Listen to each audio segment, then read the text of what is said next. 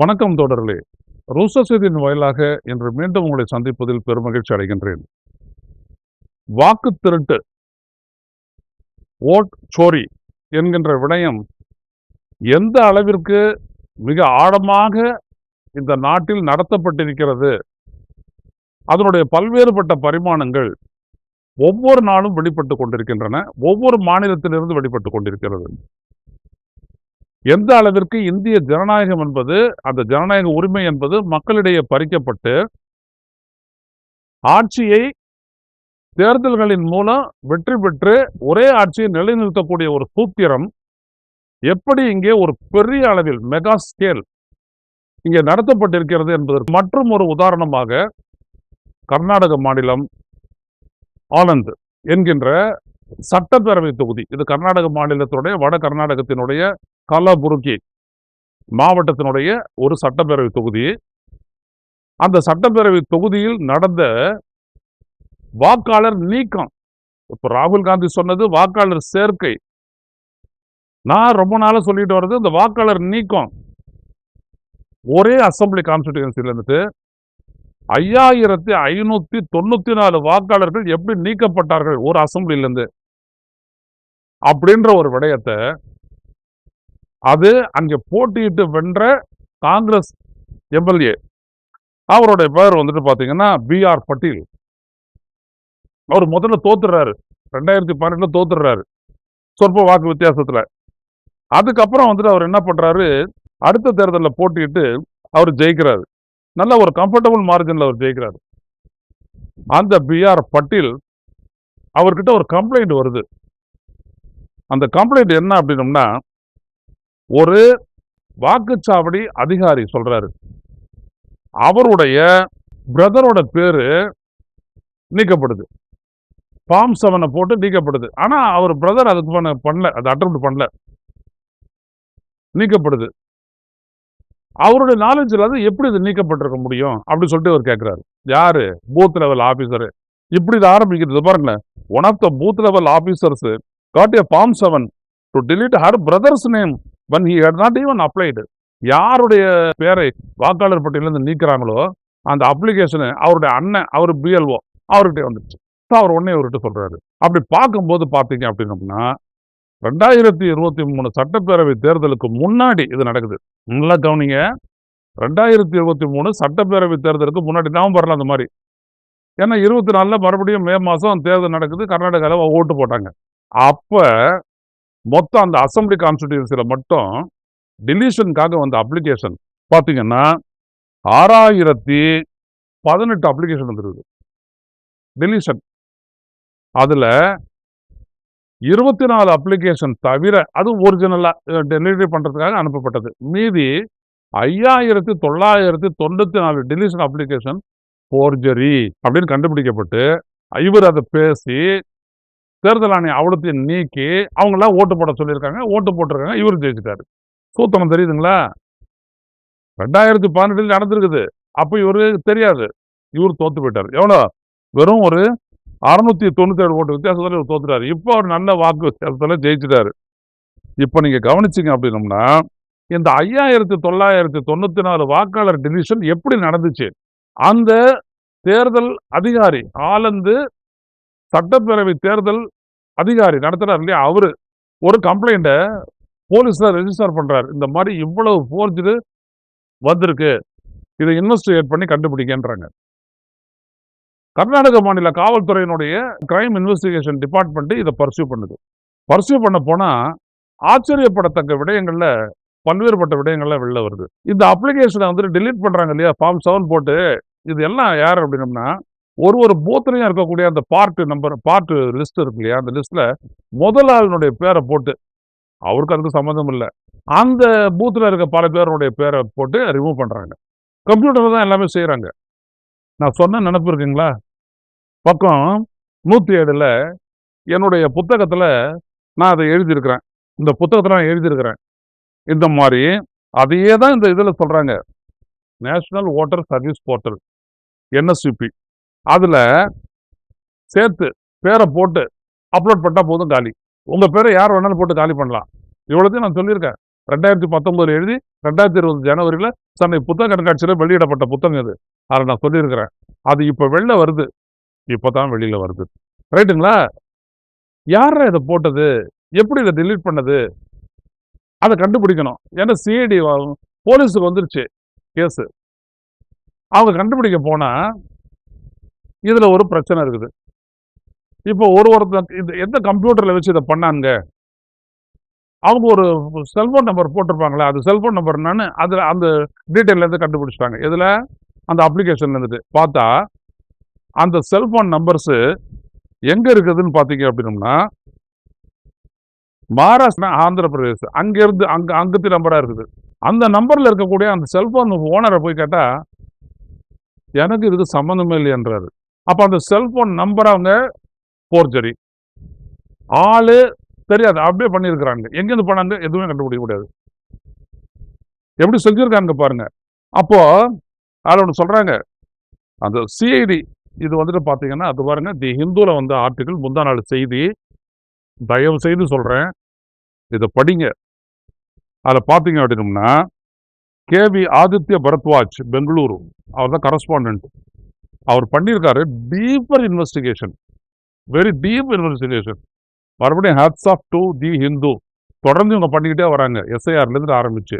அதில் அவர் சொல்றாங்க பாருங்க, சோர்சஸ் இந்த CID set in September 2023 the EC shared of data of over 5,704 form 7 போலியா போட்டு ரிமூவ் பண்ண அந்த ஃபார்முடைய டீடைல் கொடுத்துருக்காங்க. of which there was complete data of over 4,400 applications. The rest had incomplete data. The EC has provided mobile numbers used to create a login ID and password on one of these 3 apps. புரியுதுங்களா? அதுக்கு இவங்க கொடுத்துருக்காங்க இல்லையா அந்த ஆப்ல, அதுல உள்ள நுழையிறதுக்கான இது எல்லாம் பண்ணியாச்சு. எங்க இது பண்ணியிருக்கிறாங்க? அந்த கிரைம்ல இருக்கக்கூடிய முக்கியமான இடம். அதை கண்டுபிடிக்கணும் அப்படின்னம்னா எந்த இடத்துல வேணாலும் போடுது. ஐபி அப்படின்றது இருக்கு இல்லைங்களா, இன்டர்நெட் புரோட்டோகால். இந்த இடத்துல நீங்க பாத்தீங்க அப்படின்னம்னா, இந்த ஐபி அட்ரஸ் அது வந்துட்டு என்ன அப்படின்னம்னா, digital address for a machine. அது தனியா போட்டு தட்டி விட்டாலே பிரிண்ட் அவுட்ல வரும். நீங்க எந்த இடத்துல ஒன்று செய்யறீங்க அப்படின்றத வந்துட்டு அமெரிக்காவில் உட்காந்து கண்டுபிடிச்சிடலாம், இல்லை அமெரிக்காவில் பண்றது இங்க கண்டுபிடிச்சிடலாம் அந்த ஐபி வச்சு. இந்த ஐபி லொகேஷன் வந்து இந்த ஜியோ லொகேஷன் இருக்குது இல்லையா, உலகம் ஃபுல்லா பரவி இருக்கு, கனெக்டட் தானே இன்டர்நெட். அதுல வந்துட்டு நீங்க கண்டுபிடிக்கிறது கஷ்டம். அதனால என்ன அப்படின்னம்னா அது மாறிக்கிட்டே இருக்கும். டெஸ்டினேஷன் ஐபி இருக்கு இல்லையா, டெஸ்டினேஷன் ஐபின்னா இவங்க ஒரு கம்ப்யூட்டர் இருந்து வேலை செஞ்சு அந்த கம்ப்யூட்டர் அப்லோடு பண்ணி தேர்தல் ஆணையத்துக்கு தானே போகுது. அங்க இருக்கக்கூடிய டெஸ்டினேஷன் ஐபியினுடைய டீட்டெயில யார் இதை பண்ணிருக்கிறாங்கன்னு அப்படி ரிவர்ஸ்ல இருந்து வரலாம் கண்டுபிடிக்கிறதுக்காக சிஐடி கேட்டிருக்கிறாங்க தேர்தல் ஆணையத்துக்கு. எப்போ? செப்டம்பருக்கு முன்னாடியே. தேர்தல் ஆணையம் தரவில்லை. இங்க வாங்க முக்கியம், போலீஸ் இன்வெஸ்டிகேட் பண்ணுது, காங்கிரஸ் இன்வெஸ்டிகேட் பண்ணல, கட்சி பண்ணல. கம்ப்ளைண்ட் போனது தாசில்தார் கிட்ட, தேர்தல் அதிகாரி கிட்ட. தேர்தல் அதிகாரி போலீஸ்ல கம்ப்ளைண்ட் பண்றாங்க, போலீஸ் இன்வெஸ்டிகேட் பண்ணது சிபிசிஐடி கொடுத்து. ஏன்னா டீப்பர் இன்வெஸ்டிகேஷன் தேவைன்னு கிரைம் இன்வெஸ்டிகேஷன் டிபார்ட்மெண்ட் கிட்ட கொடுக்குறான். கிரைம் இன்வெஸ்டிகேஷன் டிபார்ட்மெண்ட் கேட்டு இது வரைக்கும் தேர்தல் ஆணையம் டெஸ்டினேஷன் ஐபியை தரவில்லை. இதுதான் கடைசியில் அவங்க முடிக்கிறாங்க பாருங்க. இப்படி ஒரு பெரிய ஒரு மாஸ் டிலீஷன், எக்ஸ்க்ளூஷன் உச்ச நீதிமன்றம் பேசுச்சு இல்லையா, அது நடக்குதுங்க, நடந்திருக்குது. ஆனா அந்த டீட்டெயில தர்றதுக்கு ஏன் தேர்தல் ஆணையம் தயங்கணும்? இதாங்க நம்மளுடைய கேள்வி. ராகுல் காந்தி கேட்டா நீ வந்துட்டு சத்தியபிரமாண வாக்குமூலம் ஃபைல் பண்ணிடலாம் சொல்லி பெரிய யோக்கிய மாதிரி காட்டிக்கிட்டாரு ஞானேஷ்குமார். ஏன் இந்த டீட்டெயில தரல உன்னுடைய தேர்தல் ஆணையம்? சொல்லு. நீதான் யோக்கியனாச்சே, ஹரிச்சந்திர வீட்டுக்கு பக்கத்து வீட்டுக்காரனாச்சே, கொடுத்துட்டு போக வேண்டியதானே. உனக்கு என்ன ஆச்சு? அப்ளிகேஷன் கொடுக்குறல்ல, டெஸ்டினேஷன் ஐபியை கொடுத்துட்டு போ. எங்க இருந்து கண்டுபிடிக்கட்டும். ஏன்னா கண்டுபிடிச்சா தேர்தல் ஆணையத்துக்கும் பிஜேபிக்கும் இருக்கக்கூடிய அந்த உறவு, ஒரு மாமா இவர் மச்சான், இவங்க 2 பேரும் சேர்ந்து தான் செய்யறாங்க. அந்த குட்டு வெளிப்பட்டுடும்.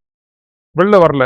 இவ்வளவு தூரம் எழுதிட்டதுக்கு பிற்பாடு கூட ஆணையம் விளக்கம் கொடுக்கணும்ல. ஒரு நாடு அளவிலான ஒரு பெரிய பத்திரிகை தி ஹிந்து டீட்டெயிலா போடுறாங்க. அந்த டீட்டெயிலுக்கே நான் வரேன். இதோ பாருங்க, நிறைய விஷயங்கள் இருக்குது. ஸ்ரீசைலா பரபயி 42 a two-wheeler mechanic at Sarasamba village in Alandu Taluk, whose name is found in part number, அதாவது booth number 71, serial number 775 of the electoral rules, recalled how he was shocked to discover an application to delete his name. அவருடைய பேரு எப்படி யார் கொடுத்ததுன்னு தெரியல அப்படின்றாரு அவரு. நான் வந்துட்டு அந்த இடத்த விட்டு போயிட்டேன் அப்படின்னு சொல்லி, இதை பாருங்க கவனிங்க, நான் அங்க வாடல, அந்த அட்ரஸ்ல நான் வாடல, நான் போயிட்டேன், வேற ஒரு இடத்துக்கு போயிட்டேன் அப்படின்னு சொல்லி என்ன டெலீட் பண்ணியிருக்கிறாங்கன்ட்டு.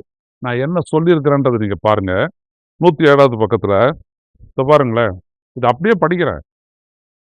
தேச வாக்காளர் சேவை மையம் நேஷனல் ஓட்டர் சர்வீஸ் போர்ட்டல் என்கின்ற இணையதள சேவையை இந்திய தலைமை தேர்தல் ஆணையம் உருவாக்கியிருப்பதன் நோக்கம் வாக்காளர்கள் இணையத்தின் வாயிலாக தங்களை பதிவு செய்து கொள்ளவும், இருப்பிடம் மாறும்போது பட்டியலில் இருந்து தங்கள் பெயரை நீக்கிக் கொள்ளவும், பிறகு எந்த தொகுதியில் அல்லது வட்டத்தில் வாக்களிக்க வேண்டுமோ அந்த புதிய முகவரியில் வாக்காளர் பட்டியலில் தங்களை பதிவு செய்து கொண்டு சேர்த்துக் கொள்ளவும் ஏற்படுத்தப்பட்டதாகும். ஆனால் இந்த தொழில்நுட்ப ரீதியான வசதியை அரசியல் கட்சிகளின் செயல்பாட்டாளர்கள் இதற்கென்றே கட்சிகளால் பயிற்றுவிக்கப்பட்டு நியமிக்கப்பட்டது. நான் பிஜேபி தான் மென்ஷன் பண்றேன். தேச வாக்காளர் பட்டியல் சேவைக்கு சென்று படிவம் 7 பதிவிறக்கி வருதுங்களாக்க, படிவம் 7 பதிவிறக்கம் செய்து அதில் யாரையெல்லாம் நீக்க வேண்டுமோ அவர்களின் பெயர்களை தனித்தனியாக பதிவு நீக்கி உள்ளனர். இது 2019 மக்களவை தேர்தலுக்கு முன்னாடி, தேர்தலுக்கு உடனே முடிஞ்ச உடனே நான் இதை எழுதியிருக்கேன். சொல்றாங்களா இப்ப இது அப்படியே பீகார் கொண்டு போங்க, அதே இடத்துல தான் வாடுறாரு. ஆனா வேற ஒருத்தர் என்ன பண்றான், அவர் அந்த அட்ரஸ் விட்டு போயிட்டாருன்னு சொல்லிட்டு காரணத்தை காட்டி பட்டியலிருந்து நீக்கிட்டான். இப்போ தேர்தல் ஆணையம் சொல்லுது 65 லட்சம் பேரை நான் வாக்காளர் பட்டியலில் நீக்கிட்டோம், எஸ்ஐஆர் மூலமா, ஸ்பெஷல் இன்டென்சிவ் ரிவிஷன் மூலமா நீக்கிட்டோம். அதில் 22 லட்சம் பேர் செத்து போனவன், 7 லட்சம் பேர் டபுள் என்ட்ரி, மீதி இருக்கக்கூடிய 36 லட்சம் பேர் இடம் பெயர்ந்தவங்க அப்படின்னு சொன்னாரு தேர்தல் ஆணையம்.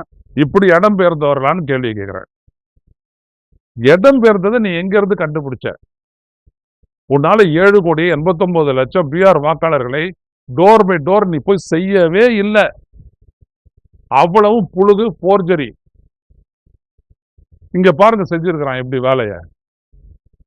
எல்லாம் கனெக்ட் பண்ணி பார்த்தா தான் புரியும். அதே மாதிரி ஐ ஹவ் ஆல்வேஸ், நான் இந்த கிராமத்திலேயே தானே நான் வாழ்ந்துட்டு இருக்கிறேன், மெக்கானிக்கு. நான் எங்கேயுமே போல. எப்படி நான் வந்து மாறிகள் சொல்லி போட்டாங்க அப்படி. அடுத்தபடியா similar is the story of Kasim Ali 48, an agriculturist with a small land holding at Sarasamba. அவர் தான் அதே இடத்துல தான், அவருக்கு சீரியல் நம்பர் 523 வாக்காளர் பட்டியலில், அவருடைய பேரும் டிலீட்டடு. அவர் ஆனாலும் இவங்களாம் இது பண்ணிட்டோம்னா லோக்சபாவில் ஓட்டு போட்டிருக்கிறாங்க. இந்த மாதிரி ஃபார்ம் 7 போட்டு ஏகப்பட்ட பேரை டிலீட் பண்ணியிருக்காங்க. 6018 அப்ளிகேஷன் வந்துருக்கு, டிலீஷன் அப்ளிகேஷனு. பிஆர் பட்டேலினுடைய தலையீட்டின் காரணமாக செக் பண்ணி பார்த்ததுல 24 தவிர மற்ற எல்லாம் போகஸ் அப்படி தெரிஞ்சிச்சு. ஸோ இன்வெஸ்டிகேட் பண்ணுது சிஐடி. ஆனா யார் இதை செஞ்சா, அந்த கிரைமை செஞ்சவன் கண்டுபிடிக்கவே முடியல. அதுக்குத்தான் டெஸ்டினேஷன் ஐபியை கேட்குறாங்க. எங்கே வேணாலும் இப்போ நான் போகிறேன், நான் போயிட்டு ஏதாவது ஒரு இதில் இது பண்ணிவிட்டு, அதாவது இந்த இதெல்லாம் இருக்கு இல்லையா, கம்ப்யூட்டர் சென்டர் இருக்கு இல்லையா, அதில் நான் போயிட்டு வேலை செஞ்சுட்டு எல்லாம் போய்ட்டு அங்கெல்லாம் கிடக்கிற ஒரு 10 பேர் ஏற்றி நீக்கிட்டு நான் போயிட்டே இருக்கலாம். நான் வந்தவாசி சேர்ந்தவனா இருக்கலாம், நான் வெஸ்ட் மாம்பலத்தை வந்து பண்ணிட்டு போயிட்டே இருக்கலாம். ஆனால் நான் யாருக்கு பண்ணி அப்ளிகேஷன் போகுது, அதுலேருந்து டெஸ்டினேஷன் எங்கே பண்ணாங்க, அதை வச்சு ரெஜிஸ்டர் மெயின்டைன் பண்ணணும். ஒரு அந்த இன்டர்நெட் சென்டர்லேயே ரெஜிஸ்டர் மெயின்டைன் பண்ணணும். அந்த ரெஜிஸ்டர் பார்த்து மாட்டுவான்ல, முடிஞ்ச அளவுக்கு மாட்டுவான். அங்கேயும் ஃபோர்ஜரி இது கொடுக்க முடியாதுன்னு கேட்கலாம், கொடுக்கலாம். பாஜகக்காரங்க தானே நல்லா பண்ணுவாங்க, பண்ணா பிரமுக்ஸ் அப்படி நம்ம சொல்லுவோம். அப்ப இதை ஏன் கொடுக்கறதுக்கு மறுக்குது தேர்தல் ஆணையம்? இப்ப தெரியுதுங்களா, ஹேண்ட் இன் கிளவுன்ட்டு. இவங்க மாமா மச்சான்னு தெரியுதா? இவ்வளவு பெரிய ஃபோர்ஜரி பண்ணியிருக்காங்க ஒரு சட்டப்பேரவை தொகுதியில. இவ்வளெல்லாமும் பண்ணி ஜெயிச்சவங்க கூட இவங்களால பெரும்பான்மை பெறல. அங்க எங்க கர்நாடக அசம்பிளில 2012 தேர்தலுக்கு பிறகு காங்கிரஸும் மதச்சார்பற்ற ஜனதாவும் ஆட்சி அமைக்கிறாங்க. ஆனா அடுத்த நடந்த மக்களவை தேர்தலில் 28க்கு 26 பிடிச்சிடறாங்க. அதுவும் எழுதியிருக்கிறேன். 15% ஓட்டு அதிகமாகுது. அப்ப அது சேர்க்கை, இது வெறும் டிலீஷன். 2 இடத்துல நடந்த மோசடி. அதான் 4 விதமான மோசடிகளை பாஜக செய்கிறது. 1 இவிஎம் ஓட்டு டிரான்ஸ்பர், 2 வாக்காளர் சேர்க்கை, 3 வாக்காளர் நீக்கம், 4% ஓட்டை கூட்டி போடுறது. தேர்தல் நடந்து முடிஞ்ச உடனே 62% வேண்டியது, 3 நாளைக்கு அப்புறம் 65% 3% சேர்க்க வேண்டியது. நாடு முழுவதும் 4,65,00,000 ஓட்டு இப்படி சேர்த்து எண்ணப்பட்டிருக்குது. ஆனா நான் சொல்லியிருக்கிறோம், நல்ல விளக்கமா சொல்லியிருக்கிறோம். 79 தொகுதியில இந்த மோசடியை மட்டும் நடக்காம இருந்திருந்ததுன்னா இன்னைக்கு பவர்ல இந்தியா கூட்டணி 313 இடத்தோட. அப்படியே அந்த 79 தொகுதியை கழிச்சிருங்க. 240ல 161 தொகுதியோட எதிர்கட்சியில உட்கார்ந்து இருக்கணும்.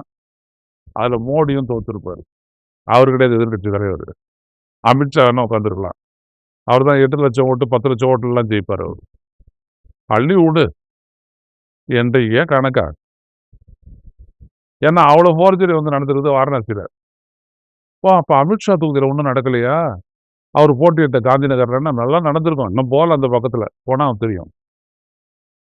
பாருங்க, 1, 2, 3, 4, 5, 6, 7, 8, 10ல எவ்வளவு பெரிய செய்தி போட்டிருக்கிறான். இந்த நாட்டுல சூடு சொரணை உள்ளபடியே யோக்கியனா இருந்தாங்கன்னா தேர்தல் ஆணையம் இதுக்கு பதில் சொல்லியிருக்கணுமா இல்லையா? இன்னைக்கு நான் பேப்பர் படிச்சுட்டு தான் உட்காந்துருக்கிறேன்.